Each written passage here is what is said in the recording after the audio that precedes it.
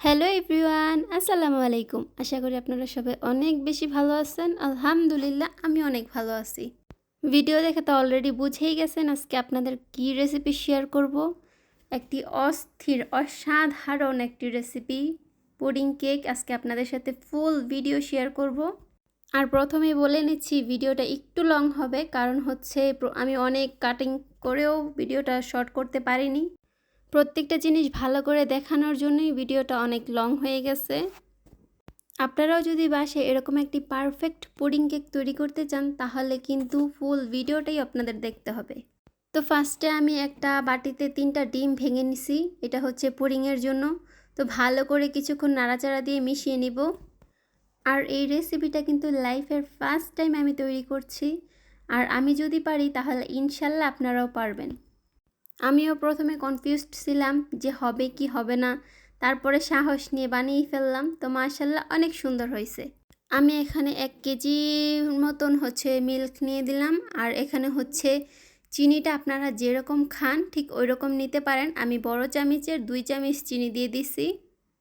আর measurement কাপের half cup চিনি দিয়ে দিতে পারেন আপনারা। কেকের ব্যাটার তৈরি করার জন্য আমি এখানে 3টা ডিম ভেঙে নিব। আর সাদা অংশটা কিন্তু একদম আলাদা করে নিতে হবে, কুসুমটা যেন একটু না ভেঙে। আমি কিন্তু খুব সাবধানে এটাকে করছি যেন কুসুমটা ভেঙে না যায়। তো ডিমটাকে ভেঙে নিলাম। আর শুকনো উপকরণগুলো চেলে এক সাইডে রেখে দিব। আমি 1 কাপেরও কম আটা ইউজ করছি। আপনারা এটা আটা দিয়েও তৈরি করতে পারেন, কোনো ময়দার প্রয়োজন নেই। শুকনো উপকরণগুলো ভালো করে চেলে নেবেন। আর আমি কিন্তু একদম মেজারমেন্ট কাপ দিয়ে সব কিছু বুঝিয়ে দিচ্ছি, বা যতটুকু পরিমাণে দিচ্ছি আমি তাই আপনাদেরকে দেখাইছি। আমার কাছে বড় চালনি ছিল না, তো আমি এটা দিয়ে চেলে নিছি সব কিছু। কেকটা যেহেতু চকলেট কেক, সেজন্য দিয়ে দিব কোকো পাউডার। তো আমি এখানে 2 টেবিল চামচ কোকো পাউডার ব্যবহার করছি। কোকো পাউডারটাকে কিন্তু একদম ভালো করে চেলে নিতে হবে, কারণ এটাতে অনেক দলা দলা থাকে। দেখতে পাচ্ছেন চালার পরে কতগুলো থেকে গেছে। আর দিয়ে দিব বেকিং পাউডার, বা আপনারা বেকিং সোডাও দিতে পারেন, কোনো প্রবলেম নেই। আমি এখানে দেড় চামচের মতন বেকিং সোডা দিয়ে দিছি। এটা দিয়েও ভালো করে কিছুক্ষণ চেলে নিতে হবে। সব কিছু যখন চালা শেষ হবে তারপর একটা স্প্যাচুলা দিয়ে ভালো করে সব কিছুকে একটু সময় নিয়ে মিক্স করে নিতে হবে আটার সাথে। নর্মালি যেভাবে আমরা স্পঞ্জ কেক তৈরি করি ঠিক ওই রকমভাবেই সব কিছু তৈরি করে নিব। আমি এখন ডিমের ফোম তৈরি করে নিব। আর বিটারটা দিয়ে আমি ফোম করে নিচ্ছি। আমি কিন্তু একদম কমে দিয়ে নিচ্ছি, 1-এ দিছি। যদি ফার্স্টে দেই বা 2-3-এ দেই তাহলে কিন্তু কি মানে খুব তাড়াতাড়ি হয়ে যাবে, কিন্তু ভিতরে একটা বাতাস ঢুকে যাবে। তো 1/3 কাপ চিনি দিয়ে দিছি। আমি কিন্তু একবারে চিনিটা দেইনি, আমি প্রায় 3 বারে চিনি দিছি। দিয়ে কিছুক্ষণ নাড়াচাড়া দিয়ে আবারও কিছু দিয়ে দিছি। এভাবেই দিয়ে কিছুক্ষণ ভিট করে করে চিনিগুলো মিশিয়ে নিতে হবে। আর এই দেখতে পাচ্ছেন যে আমার ডিমের ম্যারামটা কিন্তু একদম রেডি। এবার সাইড করে রাখা কুসুমটাকে দিয়ে দিব। আর যেটা বাটিতে লেগে থাকে সেটা অবশ্যই হাতের সাহায্যে আপনারা দিয়ে দিবেন। তো এখানে দিয়ে দিচ্ছি এক মুঠা ভ্যানিলা এসেন্স। আপনারা 1 চামচও দিতে পারেন। আর যতটা ডিম নিছি ঠিক ওই পরিমাণে তেল দিলেই কি কেকটা সবচেয়ে বেশি ভালো হয়। তো আমি 3টা ডিম নিছি, তো 3 চামচ তেল দিয়ে দিছি। খুব বেশি তেলের কিন্তু প্রয়োজন নেই। তেলটা দিয়ে দেওয়ার পর কিছুক্ষণ ভালো করে আমি সব কিছু মিশিয়ে নিচ্ছি, বিটার করে নিচ্ছি। তারপর শুকনো উপকরণগুলো আস্তে আস্তে আবারও চেলে উপর থেকে মিক্স করে দিব। আমি কিন্তু খুব অল্প অল্প করে মিক্স করছি, প্রায় 3 বারে মিক্স করছি।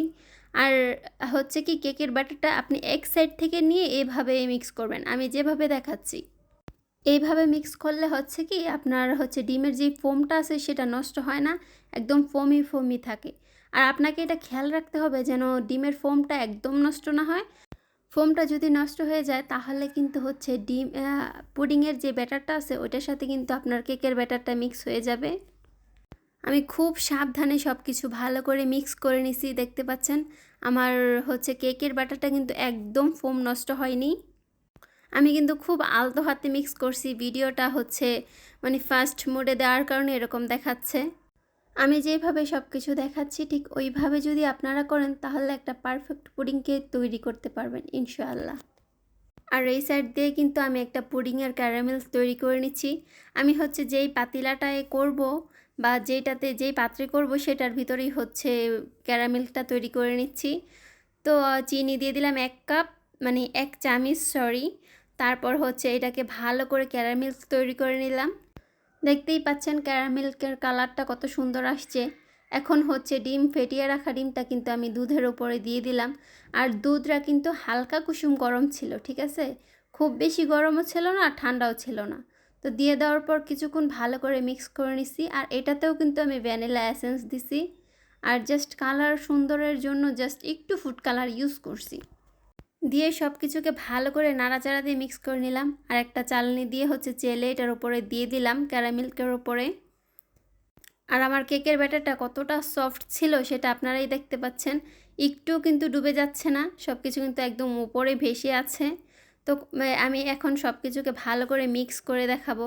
অবশ্য সাইড দিয়ে একটু মানে লেগে গেছে, সেটাও আমি পরিষ্কার করে দিচ্ছি। এই ব্যাটারটাকে এখন আমি সুন্দর করে এই যে বাটিতে নিয়ে যেভাবে করলাম আপনারাও ঠিক এভাবে করতে পারেন, তাহলে ভিতর থেকে যেই বাতাস থাকলে সেটা বেরিয়ে যাওয়ার সুযোগ থাকে। আর হচ্ছে একটা হচ্ছে টুথপিক দিয়ে আপনি এইভাবে মিক্স করে দিতে পারেন। তো এখন চুলায় বসিয়ে দিলাম। আমি অবশ্যই প্যানটাকে একটু গরম করে রাখছিলাম। তো আমার প্যানকেক কিন্তু একদম রেডি, দেখতে পাচ্ছেন কত সুন্দর হয়েছে। একটা কাঠি দিয়ে দেখে নেবেন যে ভিতরে মানে দিলে তারপর হচ্ছে কি যে কোনো কাঁচা ভাব থাকে কিনা। আমিও আশা করিনি যে এত সুন্দর হবে আর এত পারফেক্ট হবে। আমি ভাবছিলাম যে আল্লাহ জানে কি হয় না হয়। ইনশাল্লাহ আপনারা যদি আমার ভিডিও দেখে তৈরি করেন তাহলে একদম পারফেক্ট হবে আর খুব খেতেও খুবই টেস্টি হবে, এটা আমি গ্যারান্টি দিতে পারি, ঠিক আছে। চুলা থেকে নামিয়ে সরাসরি এটাকে আনমোল্ড করবেন না। আমি হচ্ছে প্রায় 3 থেকে 4 ঘন্টা ফ্রিজে রাখছি, নর্মাল ফ্রিজে, তারপর হচ্ছে নামাইছি। আর এটা যখন মানে আনমোল্ড করে তখন তো জানেনই যে বানায় তার ভিতরে কীরকম একটা চলে।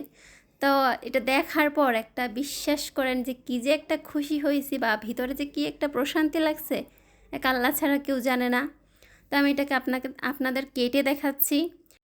আলহামদুলিল্লাহ, বিশ্বাস করেন আমি বানিয়েছি বলে বলতেছি না, মানে এতটা টেস্টি হয়েছে, মানে আমি মানে আপনাদের বলে বুঝাতে পারবো না। আপনারা যদি এটাকে একবার বাসায় ট্রাই করেন আর যদি খারাপ হয় তাহলে আমাকে বলবেন যে আপু আপনি তো বলছিলেন। মানে বিশ্বাস করেন লাইফের ফার্স্ট টাইম তৈরি করে যে এত সুন্দর আর এত পারফেক্ট হবে আমি বুঝতেও পারিনি। তো দেখতে পাচ্ছেন আমি কেটে কিন্তু একদম সুন্দর করে পরিবেশন করে দিছি। আলহামদুলিল্লাহ, আশা করছি আপনাদের কাছে এই ভিডিওটা অনেক অনেক বেশি ভালো লাগবে। আর অনেক আপুরা অনেক বেশি বেশি ভালোবাসা দেন আমাকে প্রত্যেকটা ভিডিওতেই। আর আপনার বাসায় যদি বাচ্চা থাকে তাহলে তার বলার কিছু নাই, ঠিক আছে।